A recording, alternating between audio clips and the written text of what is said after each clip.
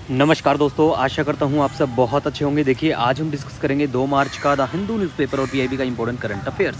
सबसे पहले आपको बता दूँ, हमारा पूरे महीने का करंट अफेयर सिर्फ 7 पेज का पीडीएफ होता है और ये फ्री में आपको हमारे Telegram channel daily the Hindu notes search कर लेना, वहाँ पर अवेलेबल होता है। और फरवरी 2024 का बिल्कुल करंट अफेयर का जो पीडीएफ है हमारे टेलीग्राम चैनल पर अपलोड हो चुका है, जाके डाउनलोड कर सकते हैं। तो देखिए, सबसे पहले आज बात करेंगे गाजा स्ट्रिप के बारे में। कई बहुत बार ऑलमोस्ट चर्चा में देखने को मिलता है। नीचे आपको मैप लोकेशन में भी गाजा स्ट्रिप की लोकेशन दिखाएंगे, ठीक है। क्योंकि देखिए, मिडिल ईस्ट का जो एरिया है ना, हर बार सिविल सर्विस का एग्जाम हो या प्रीलिम्स किसी भी स्टेट का पीसीएस एग्जाम हो, हमेशा देखा जाता है कि मिडिल ईस्ट से 2-3 क्वेश्चन डायरेक्ट देखने को मिलते हैं। तो देखिए, गाजा स्ट्रिप जो है, इसके लिए एक टर्म है काफ़ी फेमस है जिसको यूज किया जाता है, जो है ओपन एयर प्रिजन। तो याद रखना है इसको, ठीक है। दूसरा देखिए, एक टर्म है 2 स्टेट सॉल्यूशन, ये भी इजराइल के लिए यूज की जाती है और ये पूछा भी गया है रिसेंटली। और अगर हम बात करें ना 5-6 साल के सिविल सर्विस प्रीलिम्स के एग्जामिनेशन के बारे में, तो हर बार आपको देखने को मिलेगा 1-2 क्वेश्चन जरूर मैप के, अगर लोकेशन की बात करें तो मिडिल ईस्ट से। दूसरा देखिए, गाजा स्ट्रिप जो है इसको बिल्कुल इजिप्ट जो है साउथ वेस्ट से, बिल्कुल इजिप्ट का जो सिनाई पेनिनसुला है वो बिल्कुल टच करता है और ये सिचुएटेड है ईस्टर्न मेडिटेरेनियन बेसिन में बिल्कुल, और शेयर बॉर्डर करता है इजराइल के साथ में to the north and east, ठीक है। और मोस्ट डेंसली पॉपुलेटेड एरिया है, ये भी आपको ध्यान में रखना है। दूसरा हम यहाँ बात करेंगे अल नीनो के बारे में। देखिए, आज थोड़ा सा चर्चा में आया और वैसे भी बारिश का मौसम हो गया, तो अल नीनो ला नीना के बारे में, ये जो फिनोमिना है इनके बारे में आपको पता होना चाहिए।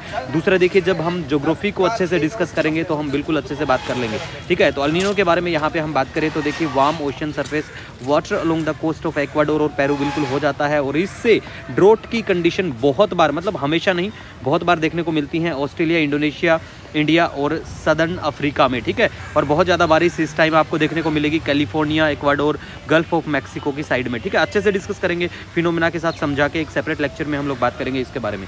दूसरा देखिए, यूनाइटेड नेशन ह्यूमन राइट का जो चीफ है वॉल्कर टर्क, इनका नाम याद रख लेना, वैसे इतना कुछ खास तो है नहीं। इंडिया और मलेशिया के बीच में बायलैटरल मैरीटाइम एक्सरसाइज समुद्र लक्ष्मणा, ठीक है, चर्चा में है तो थोड़ा ध्यान रख लेना। प्रोजेक्ट ओडिशा के बारे में बात करें, जैसा नाम है ओडिशा से संबंधित है, इतना कुछ काम खास का तो नहीं है, मतलब इतना कुछ नहीं है इंपॉर्टेंट, ठीक है, लेकिन बस ध्यान रख लेना ओडिशा से संबंधित है और स्किल से संबंधित ये प्रोजेक्ट है। दूसरा देखिए, ब्यूरो ऑफ एनर्जी इफिशिएंसी के बारे में बात करें तो इसको पूरे 22 साल हो चुके हैं। तो ये एक स्टैट्यूटरी बॉडी है अंडर मिनिस्ट्री ऑफ पावर और इसको सेटअप किया जाता है एनर्जी कंजर्वेशन एक्ट 2001 के तहत 2002 में किया जाता है। मेनली इसका ऑब्जेक्टिव है लोअर करना एनर्जी यूज का इंडियन इकोनॉमी में, ठीक है। और स्टार रेटिंग प्रोग्राम भी इन्हीं का है। दूसरा हम बात करेंगे alliance for global good gender equity and equality, काफ़ी चर्चा में था जनवरी के महीने की अगर हम बात करें, ठीक है। तो आपको ध्यान में रखना है, मेनली इसका जो लोगो है और वेबसाइट अभी इसको लॉन्च किया गया है, इसी वजह से दोबारा से चर्चा में आया। तो इसका जो लोगो है उसमें ई अल्फ़ाबेट देखने को मिलेगा, जिसका मतलब है इक्वलिटी एंड इक्विटी, ठीक है। तो इसको लॉन्च कब किया गया था? प्यारे भारत के द्वारा इसको लॉन्च किया गया 54th जो 54वां एनुअल मीटिंग थी वर्ल्ड इकोनॉमिक फोरम की डावोस स्विट्जरलैंड के यहाँ पे, तो वहाँ इसको बिल्कुल लॉन्च किया गया था।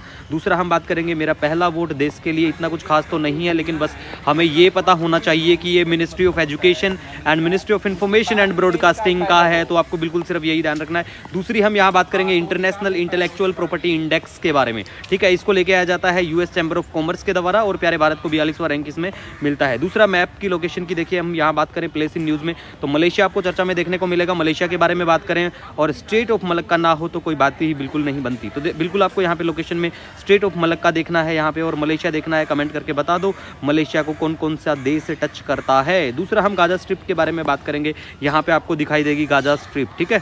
तो बिल्कुल बात कर चुके हैं इसके बॉर्डर एरिया में कहाँ से मेडिटेरेनियन सी टच करता है, इजिप्ट करता है, इजराइल करता है।